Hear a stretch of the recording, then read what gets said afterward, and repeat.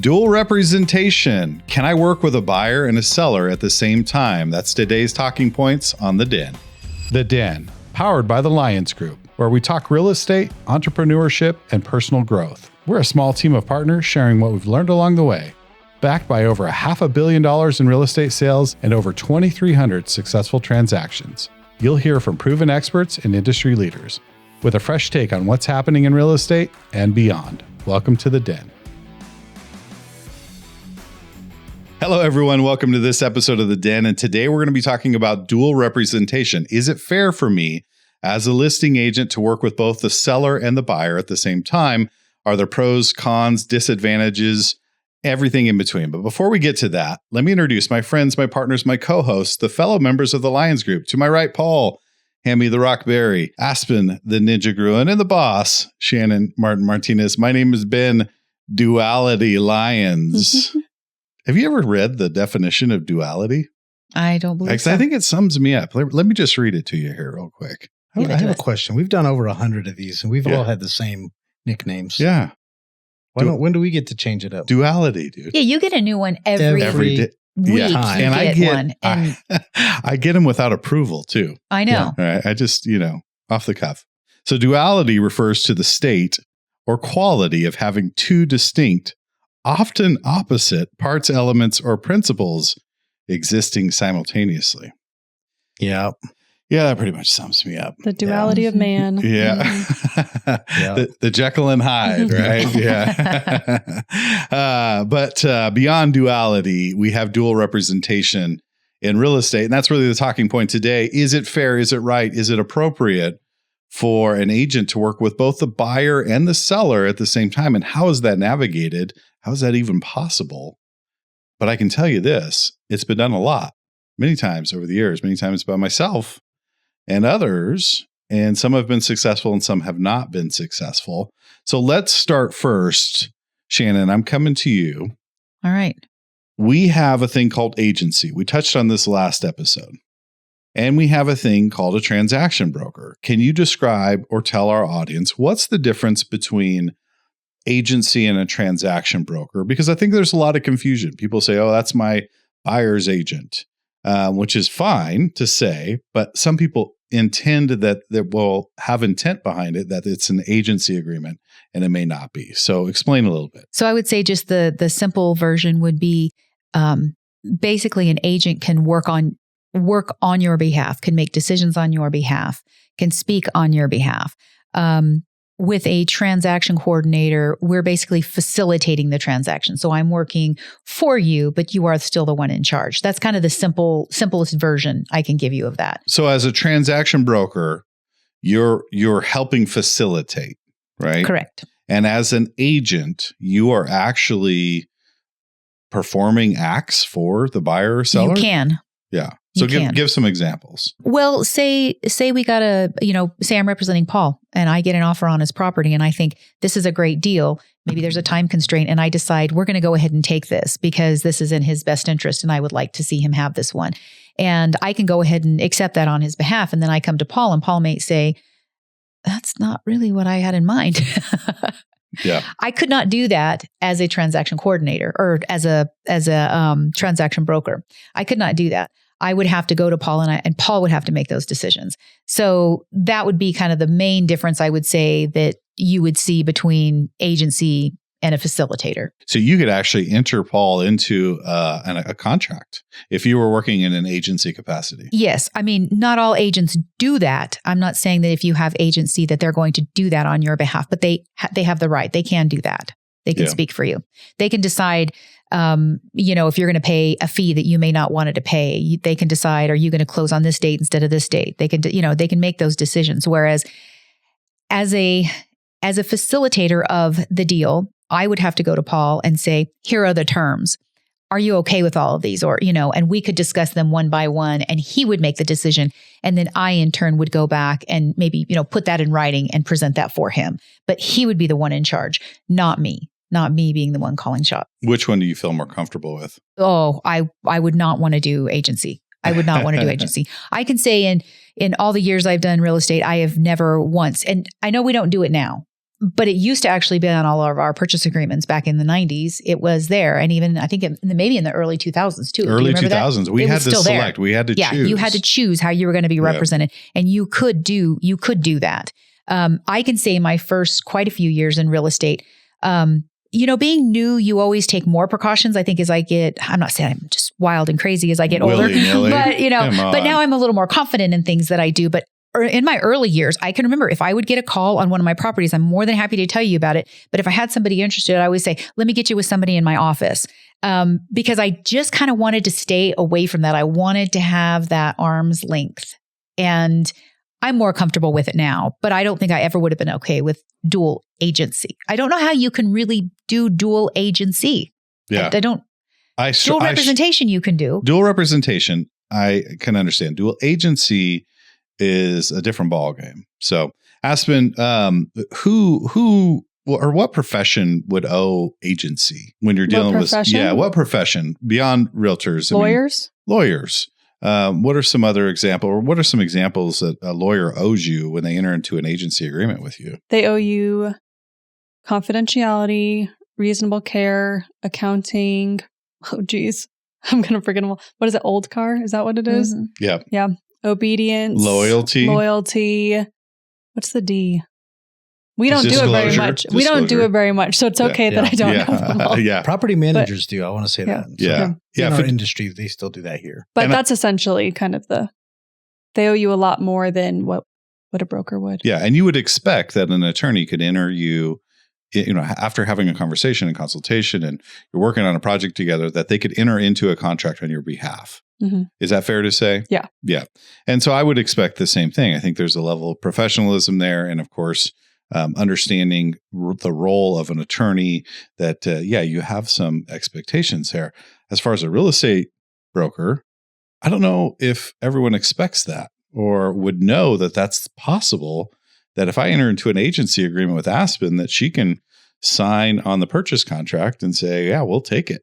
I think it would also, because actually, to be honest, I wouldn't really even mind doing it, but I'll tell you, I'm so afraid to get sued that I would know exactly what they wanted. Like, what's their ideal situation before doing anything? Because like you said, we're very familiar with deals. We kind of know what the usual is. We know what to expect. We know anything that's like, ooh, they're asking a little bit too much. And we still tell our people that. I mean, I just had a deal where we got some offers. I said, I think they would do it quite a bit more, because they were willing to accept. I was like, do you care if I negotiate a little bit? They're like, oh yeah, if you can get more, that'd be great. And we got it a little bit higher. So it's like, I do like having a little bit of free reign, but I would never do anything without checking first. And same for agency. I would be fine with agency as long as everything was laid out beforehand. I think agency is one of those things where it's okay depending on who's doing it. Exactly. Same for dual representation. Right. We know that we wouldn't do anything out of line. And we know that I would never make a decision unless I knew this is exactly what my customer wanted. But there are those that don't do that. Mm-hmm. So I don't know if I trust everybody. No, I definitely would. Position. Same for dual representation. I love dual representation, but I always give people the option. Do you want to work with someone else in my office? Do you want to go do you want to work with anyone else outside of the office? Do you want to work with me? Do you want to represent yourself? Like if I have a client, I make sure I give them all the options that they have. And most of the time they're fine working with me, but I want them to know that just you were working with me beforehand and this is my listing, you do not have to continue. Mm-hmm. I want them to have that option. Yeah, well said. So just for our audience, there's two different things that are going on here. You have an agency and you have a transaction broker situation in New Mexico. Agency really isn't a thing anymore because we don't like to enter into a situation where I can make decisions for you and then I'm liable for you and you're liable for me. It's a sticky mess. So we move more to what we call a transaction broker, where we help facilitate the transaction. We facilitate fair negotiations and allow both principals to make decisions based on a fair and transparent playing field. Hi, I'm Ben Lyons, a partner at the Lyons Group. We're dedicated to making your real estate experience the best it can be. If you're looking to buy or sell, go to sjcbroker.com and watch our informational video series. These videos break down the process and shed some light on buying or selling. While you're there, schedule a private consultation with one of our partners. We'd love to sit down, talk strategy, and give you a real advantage in today's market. You deserve the best. So take those steps and we'll see you soon. Now back to the show. Paul, have you done dual representation, not dual agency, dual representation, where you've worked with both a buyer and seller in a transaction broker position over the years? Yeah, many times. Many times. Talk to me about what the biggest concern is about that. Well, for me, none. I mean, it's a pretty easy deal. I know what both sides want. I know I can make sure that all of the concerns are addressed from both sides. All the, we've talked about negotiating before and levers. I can make sure that people are understanding, if time is more important, if price is more important, if, some of the, occupancy, post or pre-occupancy, those things are met. So I can negotiate a lot better. I think one of the things of agency that's a problem is if you don't have strict guardrails at the beginning, say, here's my, I don't have a top end of what I will accept, but I have a bottom end and I won't accept anything less than these terms. And, because if it was the Wild West and you didn't have any guardrails, somebody says, yeah, I can sell it right now for $1. You know what I mean? Just to get it sold. In dual representation, I've had a lot of good conversations with people and say, look, I know everything that you want. I'm not going to tell them, but I can make sure that when they are deciding, I can say, well, I think this is more important to them than this. And sometimes when you're dealing with another realtor, they hold everything very close to the vest. Because people do ask for that guidance. Yeah. They'll ask that when they're writing an offer. They'll say, do you think we should ask for this or that? Or what do you think they need? Or what do you think they want? Mm-hmm. It's good to know that. Yeah. And so it's not always price. Mm-hmm. So, but dealing with other realtors, sometimes you might just say, send me your best offer. And you go, well, that didn't help me at all. Mm-hmm. And then you're doing a disadvantage to your client because you can't get information you need from them. So do you ever feel like when you're working in a dual representation position where you're working with the buyer and the seller, that maybe you're coming close to crossing the line of inputting maybe too much of your opinion into the situation? Or do you stay way back from that line and just allow for them to negotiate the way that they should? I mean, how much of your opinion are you putting in there? I would say in all of my deals, I put very little of my own opinion in, just because this is not at the end of the day, I'm not buying the house or selling the house. I'm just getting a check. I'm helping them. I'm brokering a deal between two other people. So it's not my deal. So doing dual representation, if I keep that same mindset for both sides, I'm just saying, I'm giving you all of your options here. This is and then when they decide something, I say, I will see what they say. So I treat both sides exactly the same. In agency, I think I said earlier, your only client, if you have dual agency, is the deal. If all I'm doing is being the medium or for information going from the buyer to the seller and back and forth, then I can't really put my opinion in there. Interesting. So in the agency component, so you're saying an agency where you would owe fiduciary duties, you can't prop one client up over the other because you do owe the duty of loyalty to both. So there's it has to be at the deal. Very interesting. Well, we don't want to go too much into agency component. Really, the topic of conversation today is really about the transaction broker. Does it make sense to work with both buyer and seller? Aspen, I've had people over the years say, well, how can you represent them and represent me at the same time? I'm sure you've had that conversation before as well. How do you handle that? I just know, like Paul said, I'm giving the same information, whether it's a deal with another realtor or whether it's a deal that I'm brokering both sides, because I want to do things the ethical way. I want it to be fair for everybody. If another realtor called me up on one of my listings and said, what are your sellers looking for? I would tell them. I'm not going to keep it close to the chest, because if they, because some people say, well, we can get it, closed in 7 days and it's full price. Well, that might sound all good and well, but my people need, 45 days.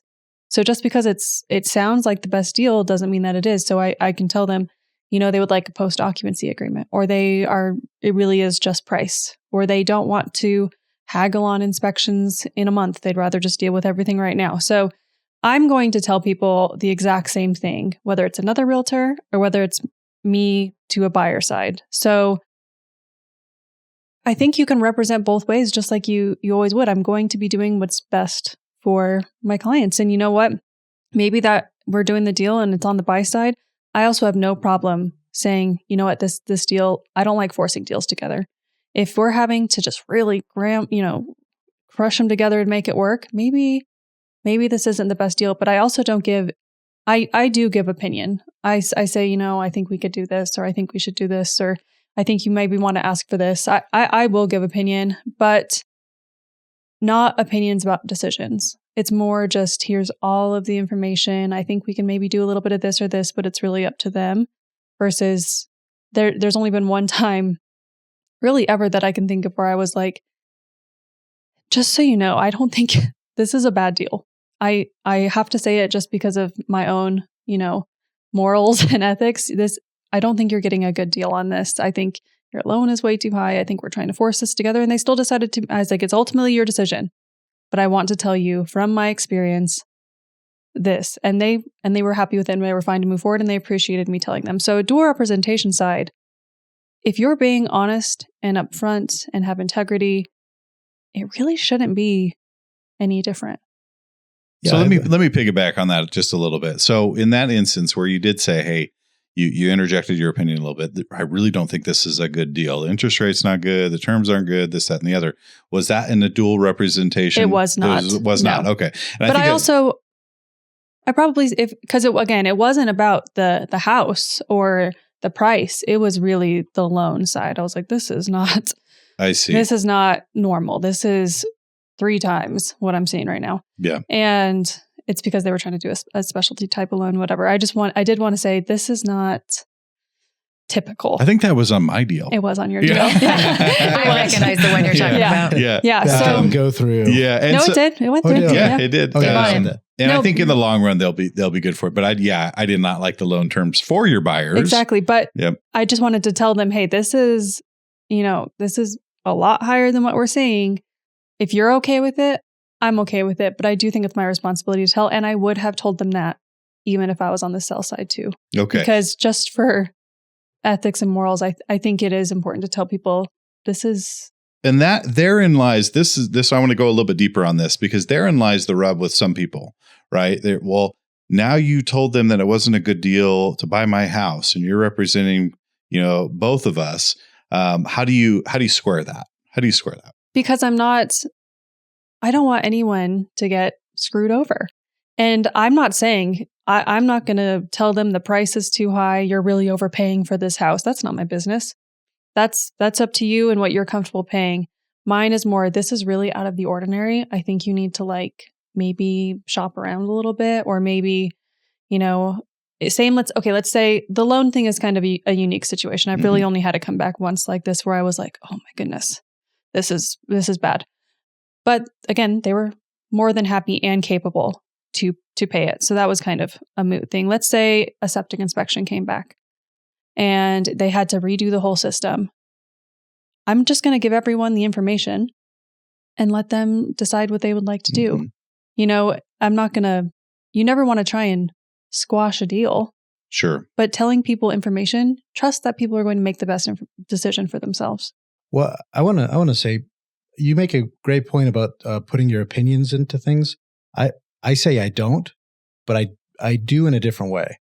So I don't do what you said is I don't think this is the best deal for you. I've only said that one time my entire real estate career. And to be fair, that was for the loan. It was for the loan. It wasn't about the property itself. No. It was just really about the loan. So when I do it, I do here are the consequences of this decision.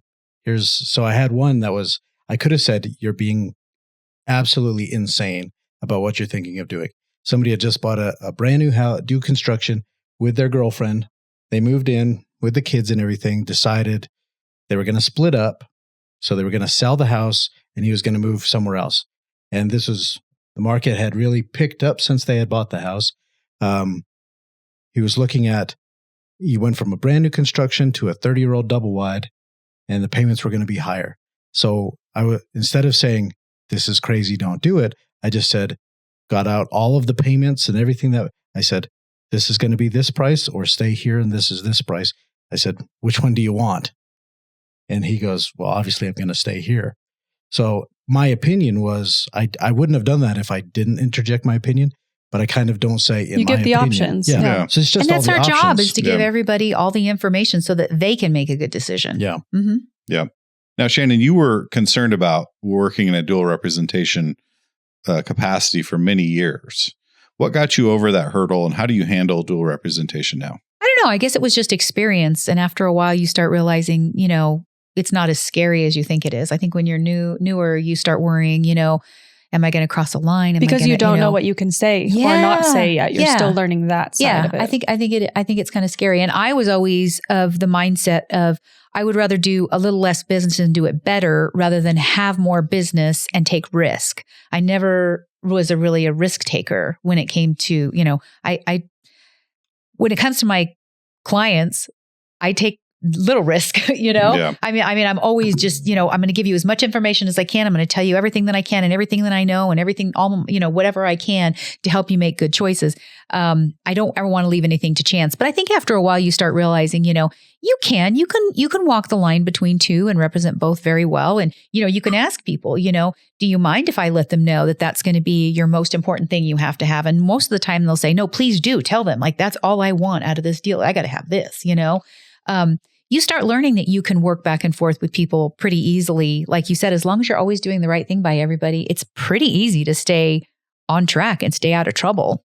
Yeah. For me, dual representation is the easiest It's deals easier, almost every time. I know. And if you're saying one thing to one side and not the other, you should not be doing dual representation. Yeah, exactly. So if you can't keep that under control Mm-hmm. or keep track of that, definitely shouldn't be doing it. But Right. like you said, if you can walk that line and not cross over, Mhm. then Mhm. they're the best deals. Yeah. And that's where honesty, integrity, being forthright, handling things up front, that really comes into play. Because if you just practice that as a person, then when it comes to dual representation, it's very easy. It's very easy to have these conversations and say, here are the options. Here are some of the things that matter to the other side that they've asked me to convey to you, and vice versa. And you can come to your point, Aspen. It's a very easy transition when you're able to have that communication, because you do eliminate the third component, which is another realtor, right? Because you've played what's the game where you sit and you say a phrase, and by the time it gets around the circle, Telephone. Right. Yeah. Mhm. I mean, by the time it gets around the circle, it's a completely different phrase. Well, that happens in real estate all the time. And then also emotions get interjected, right? I may be upset with what's going on in our situation, and I bring that emotion to the other realtor. That realtor carries it on to their client. Now all of a sudden you're rocking the boat, and there's a lot of swing that can happen. So I think that dual representation, if used properly, is a very advantageous situation for both buyer and seller. But there are those instances where maybe the realtor, it's a personal family friend, and they kind of lean more toward this client or the other. I mean, I did one with my sister and a friend, and I still, because you almost want to be more fair. I feel like you want everything even more above board. It's like whenever you have a kid and you're coaching them, right? And you're coaching the team, you want it to be even more fair. You try really hard not to favor your kid. Exactly. Sure. Exactly. And there are some of those coaches that are putting their kid in all the time. And if you don't trust your realtor to do dual representation, maybe you should start thinking why you don't trust them to do that, and really if they're a good fit for you in general. Because if you're worried about how they're going to handle your deal with different people on either side, then you should probably have maybe those same concerns for if it's another realtor. And I get why some people wouldn't want, and that is absolutely their decision. If they don't want you working both sides of the deal and they want to bring someone else in, totally their decision. Especially if you, say you call on a listing and I call you and I say, I'm inquiring about this property. Can you show it to me? And I find out that it's your parents' property. I might really be more comfortable saying, I'm going to find somebody else because it is your parents' property. And I just feel like you're going to favor them. And I know you're not going to, but as that customer, it's totally okay to say, I'm not comfortable with it and I want my own representation. And here's the thing, People though, should do that. I would never let someone come into that house without me Without first knowing telling it. that. I They agree. would know that before I even... Absolutely. The first conversation I had with them on the phone, I would be more than happy to show you that. I want to let you know right now, that is my parents' house. Would you like someone else to show it? Or are you comfortable with me doing it? Right. Instantly. They're knowing before we even have a conversation about the house, because I don't want them telling me stuff either that I'm going to be sharing with everybody. Right. Because I will, if you're not my client yet, I am going to share that with the sell side, because that's our obligation to do so. So I like to have disclosure instantly. Forthright, transparent. There's a lot to be said about that. Go ahead, Paul. When I first started out, I had the same kind of fears that you did with representing both sides. And what I found out was I knew I was doing it right when one of the customers says, I don't think you're advocating for us enough. And I went, well, because I'm a transaction broker. My job is to facilitate the deal. I'm giving you options. If you want me to do something different, let me know now. But my job, as explained to you, is to be completely fair, disclose everything to you, everything to them, and make sure that both sides come together and meet at agreeable terms. And they said, once I explained that to them, they said, well, then I guess you're doing a good job. And they can always tell you, I want you to negotiate for me a little bit harder. I want you to push on this, which is easier to do for not dual representation, I do think. For that. Yeah, I can be an advocate if I'm not on both sides. Well, and it's fair for a buyer or a seller to say, I want these terms. These are the terms I want. And then you can go back to the other party and say, look, these are the terms they're stuck on. This is the hill that has to be climbed. And if there is a meeting of the minds, wonderful, move forward. But if there's not, that's okay. We can go our own ways. Yeah, we don't need to force it together. Yeah. And every deal doesn't work. So let's facilitate a fair negotiation between the buyer and seller and allow for that process to play out. The key, I think, for dual representation is to not over inject your personal feelings, thoughts, beliefs, opinions too much. There's gentle guidance, and that's where the gray area comes in. And I think that's where the problems may land with dual representation. So I would love to hear from the audience if you've been in dual representation situations before, or have had something play out, good or bad. We'd love to hear some comments on the video. Please feel free to share your story. I'd love to hear about that, because we've heard and we've experienced a lot of great things with dual representation over the years, and we've certainly seen it go off the rails as well. So that is important, that there is both sides. The duality of it will bring us right back to the beginning of this podcast. Right, Shannon? But I'm with you. It took me a while to really become comfortable with working on both sides. And that moment happened when I realized that I was helping to facilitate the negotiation, and I was not trying to advocate more for one side or the other. When you take that approach, really is a fair, reasonable, and sensible approach. So I'm going to go around the room real quick. Dual representation, not dual agency. It's a separate deal. Dual representation, good, bad, ugly. Shannon, do you think it's appropriate, and do you think it's good for the consumers overall? I think it depends on the consumer and the situation. I don't think it's right for everybody. I think it's, depends on who the customers are, who the broker is, what the situation is. I think people have to just decide for themselves if they're comfortable with it. And brokers as well need to decide for themselves if they're comfortable doing that. I maybe feel comfortable doing dual representation with everybody, but maybe not in this certain situation. There may be situations that I'm not comfortable doing it in. Fair enough. Well said. Ooh, that was good. Aspen? I think similar to Shannon, if it's a good, right situation for you, then it is. If you really want someone to negotiate and push really hard for you, then maybe you don't want that on your side, and that's okay. I think you just have to have all of the options, and whatever you decide is best for you, and whatever the broker decides they're comfortable with as well, like you said, then it definitely can work for everyone. It can actually be very seamless and easy. But if you really want someone that's, fighting for you and pushing really hard, then maybe you want another broker on the other side. Yep. Well said. Paul? They're my favorite deals. I like them, but I agree with them. Not for everybody. It's got to be the right fit. Yep. And I'll round us out here. I think dual representation for me, I'm going to echo what the ladies said here. It's got to be the right situation, and what Paul said. I'll throw you in there, Paul. I mean, come on. Yeah, because Paul's the king of, what she said. I like going last. You guys said it great. I will echo what all of the partners said here, that dual representation, if used properly, can create a very seamless, wonderful situation and transaction. If it's not, it could go off the rails, and it's not for everybody. I would say the vast majority could benefit from dual representation, but if you're just someone that doesn't feel like it's the right thing for you, it's okay. Voice your opinion. Be upfront about your thoughts. And if you're working with a broker that you feel is not capable of doing that or won't do it in a fair manner, then maybe it speaks to the question of, is that the right fit for you as a broker overall?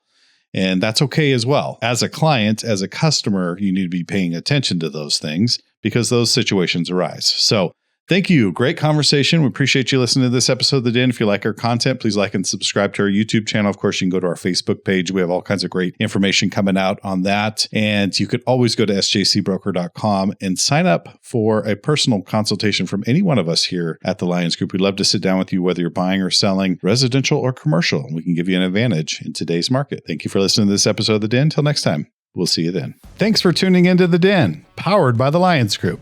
If you got value from today's episode, hit subscribe so you never miss what's next. Check the show notes with direct links to our buyer and seller video series, your inside track to making smarter moves in real estate. Want to take it further? Visit sjcbroker.com to learn more about the Lyons Group or schedule a private consultation today. Complex markets demand smart strategies. Whether you're buying or selling, residential or commercial, we're here to give you the edge. We're time-tested experts with a client-first approach, and we'll see you next time in The Den.